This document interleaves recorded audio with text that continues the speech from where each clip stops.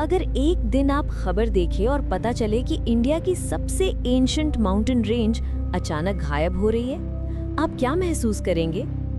ये कहानी है एक ऐसी पहाड़ी रेंज की जो हमारी हवा, पानी और भविष्य की रक्षा करती है और जिसे हम लोग खुद खतरे में डाल रहे हैं। Welcome to this journey. आज हम बात करेंगे अरावली हिल्स के बारे में, एक ऐसी स्टोरी जो सस्पेंसफुल भी है और इमोशनल भी। मैं आपसे सवाल पूछूंगी और फिर हम मिलकर उनके जवाब तलाशेंगे। सबसे पहले सवाल आता है, अरावली हिल्स है क्या? ये दुनिया की सबसे एंशंट माउंटेन रेंजेस में से एक है, जिसकी उम्र लगभग 3 अरब साल मानी जाती है। ये पहाड़ियों का एक चेन है जो गुजरात से शुरू होकर राजस्थान, हरियाणा और दिल्ली तक फैला है। इन पहाड़ियों को फोल्ड माउंटेन्स भी कहते हैं क्योंकि ये धरती की टेक्टोनिक मूवमेंट से बनी है। अरावली न केवल एक जियोलॉजिकल वंडर है, बल्कि ये थार डेजर्ट को दिल्ली और नॉर्थ इंडिया की ओर बढ़ने से रोकने वाली ग्रीन बैरियर भी है। इनका इकोसिस्टम बहुत रिच है। यहाँ कई तरह के ट्रीज, एनिमल्स और बर्ड्स पाए जाते हैं। ये रीजन हमारे ग्राउंड वाटर रिचार्ज के लिए भी बहुत महत्वपूर्ण है, क्योंकि यहाँ की चट्टानें रेन वाटर को रोककर धरती में समाहित करती हैं। अब सवाल ये है, अरावली हिल्स आजकल हर न्यूज़ में क्यों है? पिछले कुछ सालों में यहाँ illegal mining, real estate development और एनक्रोचमेंट की खबरें लगातार आ रही हैं। सन 2018 में कोर्ट को शॉक लगा जब पता चला कि इंडिया में 31 हिल्स लिटरली वैनिश हो चुके हैं। कोर्ट ने 48 आवर्स के अंदर इलीगल माइनिंग रोकने का आदेश दिया। इसके अलावा हरियाणा के कांत एनक्लेव जैसे प्रोजेक्ट्स ने फॉरेस्ट लैंड पर इलीगल कंस्ट्रक्शन करके अरावली को हार्म किया।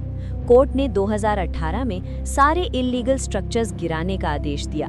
2021 में खोरी गांव में 10,000 हाउसेस को हटाया गया, जिससे हजारों फैमिलीज बेघर हो गईं। इसने अरावली कंजर्वेशन डिबेट को और भी इमोशनल बना दिया।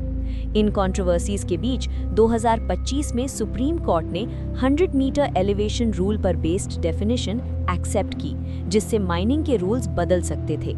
इस डिसीजन से एनवायरनमेंट एक्टिविस्ट्स और लोकल कम्युनिटीज में चिंता फैल गई और प्रोटेस्ट्स शुरू हो गए। अब सवाल ये उठता है, लोग अरावली हिल से चाहते क्या हैं? एक ग्रुप है माइनिंग कंपनीज का, जो इस रीजन में valuable minerals, limestone, marble, sandstone निकालना चाहते हैं। इन मिनरल्स से सीमेंट, बिल्डिंग मटेरियल्स और डेकोरेटिव स्टोन्स बनते हैं, जिनकी मार्केट वैल्यू बहुत हाई है। दूसरे हैं रियल एस्टेट डेवलपर्स, जो हिल्स को बुलडोज करके फार्म हाउसेज, लग्जूरियस रिजॉर्ट्स और हाउसिंग कॉलोनीज बनाना चाहते हैं। कुछ लोग इसे टूरिज्म और एम्प्लॉयमेंट अपॉर्चुनिटी के तौर पर देखते हैं, जिसमें जंगल सफारी जैसे मेगा प्रोजेक्ट शामिल हैं। अक्टूबर 2025 में हरियाणा गवर्नमेंट ने 10,000 एकड़ में अरावली सफारी पार्क प्लान किया, जिसे कोर्ट ने एनवायरमेंटल रिव्यू तक रोक दिया। तीसरा ग्रुप है लोकल विलेजर्स और ट्राइबल कम्युनिटीज, जिनके लिए अरावली लाइवलीहुड और कल्चर का हिस्सा है। इन कम्युनिटीज की खेती, पशुपालन और मेडिसिनल प्लांट कलेक्शन अरावली से डायरेक्टली जुड़ी है। वे सस्टेनेबल यूज चाहते हैं ताकि उनकी आने वाली पीढ़ियां भी इन पहाड़ियों का फायदा उठा सकें, मगर इलीगल माइनिंग और लैंड सेल से उनकी जमीनें और रिसोर्सेज खत्म हो रही हैं। तो सवाल, हम लोग प्रोटेस्ट क्यों कर रहे हैं? पहला कारण एनवायरमेंटल डिग्रेडेशन है। इलीगल माइनिंग और अनचेक्ड कंस्ट्रक्शन से हिल्स कट रहे हैं, फॉरेस्ट कवर घट रहा है और वाइल्ड लाइफ कॉरिडोर्स टूट रहे हैं।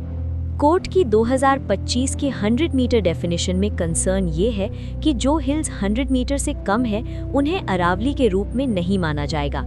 इससे लगभग 50% एरिया माइनिंग और कंस्ट्रक्शन के लिए ओपन हो सकता है। एक्टिविस्ट्स आर्ग्यू करते हैं कि अरावली को साइंटिफिक बेसिस पर मैप किया जाना चाहिए, न कि आर्बिट्ररी हाइट लिमिट से। दूसरा कारण डिस्प्लेसमेंट है। 2018 कांत एनक्लेव डिमोलिशन और 2021 खोरी गांव इविक्शन ने हजारों लोगों को बेघर कर दिया। लोग डरते हैं कि अगर माइनिंग बढ़ी तो और कम्युनिटीज को हटना पड़ेगा बिना प्रॉपर रिहैबिलिटेशन के। तीसरा कारण क्लाइमेटिक इम्पैक्ट है। अरावली की हिल्स दिल्ली एनसीआर की एयर पोल्यूशन को फिल्टर करती हैं। अगर हिल कवर कम हुआ तो स्मॉग और हीट वेव्स बढ़ेंगी। इसलिए लोग सड़क पर उतरकर प्रोटेस्ट्स, ह्यूमन चेन्स और पेटिशंस के जरिए आवाज उठा रहे हैं। अब क्रिटिकल सवाल, अगर ये डिसीजन एनवायरनमेंट के लिए हार्मफुल लगते हैं तो कोर्ट ने इसे क्यों माना? सच्चाई ये है कि कोर्ट का उद्देश्य दो अपोजिंग इंटरेस्ट्स को बैलेंस करना है, एनवायरमेंटल प्रोटेक्शन और इकोनॉमिक डेवलपमेंट। 1996 से 2002 तक कोर्ट ने अरावली में माइनिंग और कंस्ट्रक्शन पर कड़ा प्रतिबंध लगाया। 2010 में कोर्ट ने 100 मीटर हाइट रूल रिजेक्ट किया था और फॉरेस्ट सर्वे ऑफ इंडिया को पूरे रेंज की मैपिंग करने का निर्देश दिया था। एफएसआई ने हिल्स की पहचान के लिए 3 डिग्री स्लोप क्राइटेरियन यूज किया और 40,000 स्क्वायर किलोमीटर एरिया डिलिनिएट किया। फिर भी इल्लीगल माइनिंग की रिपोर्ट्स आती रहीं। कोर्ट ने 2014 में कहा कि अब एरिंग ऑफिशियल्स पर प्रोसिक्यूशन चलाया जाएगा। 2025 में कोर्ट के सामने एक नई टेक्निकल रिपोर्ट आई जिसमें स्टेट्स और एनवायरनमेंट मिनिस्ट्री ने 100 मीटर क्राइटेरियन की सिफारिश की। कोर्ट ने शायद इस कॉम्प्रोमाइज को इसलिए स्वीकार किया क्योंकि इसे सस्टेनेबल माइनिंग प्लान के साथ जोड़ दिया गया था। उस प्लान में कहा गया था कि प्रॉपर इकोलॉजिकल असेसमेंट और मैनेजमेंट प्लान बनाकर माइनिंग को रेगुलेट किया जाए, जैसे सारांडा वाइल्ड लाइफ सैंक्चुरी में किया गया था। कोर्ट ने कहा कि नई माइनिंग लीजेस तभी दी जाएंगी जब मैनेजमेंट प्लान फाइनल होगा और existing legal mining strict guidelines के तहत चलेगा। हालांकि स्ट्रॉन्ग पब्लिक बैकलैश और साइंटिफिक डिसेंट के बाद कोर्ट ने 29 दिसंबर 2025 को इस डिसीजन को होल्ड पर डाल दिया। इससे ये साफ है कि जुडिशरी भी कंटिन्यूअसली लर्निंग है और पब्लिक ओपिनियन और एक्सपर्ट फीडबैक को कंसिडर कर रही है। तो क्या हम डेवलपमेंट रोक दें? नहीं, लेकिन सस्टेनेबल तरीके से करना होगा। क्या माइनिंग पूरी तरह बैन होनी चाहिए? कोर्ट ने 1992 में ब्लैंकेट बैन लगाया था, पर फ्यूचर में कुछ रेगुलेटेड माइनिंग संभव हो सकती है अगर इकोलॉजिकल सेफगार्ड्स पूरी हों। क्या सभी हिल्स 100 मीटर रूल से फायदेमंद होंगे? नहीं, कई छोटे हिल्स भी इकोलॉजिकल लिंकेजेस प्रदान करते हैं। क्या प्रोटेस्ट्स जरूरी हैं? हाँ, ये पब्लिक अवेयरनेस और अकाउंटेबिलिटी बढ़ाते हैं, लेकिन पीसफुल और कंस्ट्रक्टिव मैनर में। क्या कोर्ट गलत है? कोर्ट के डिसीजंस कॉन्टेक्स्ट डिपेंडेंट है। जब तथ्य बदलते हैं तब फैसले भी बदल सकते हैं, जैसा हमने 2025 के स्टे में देखा।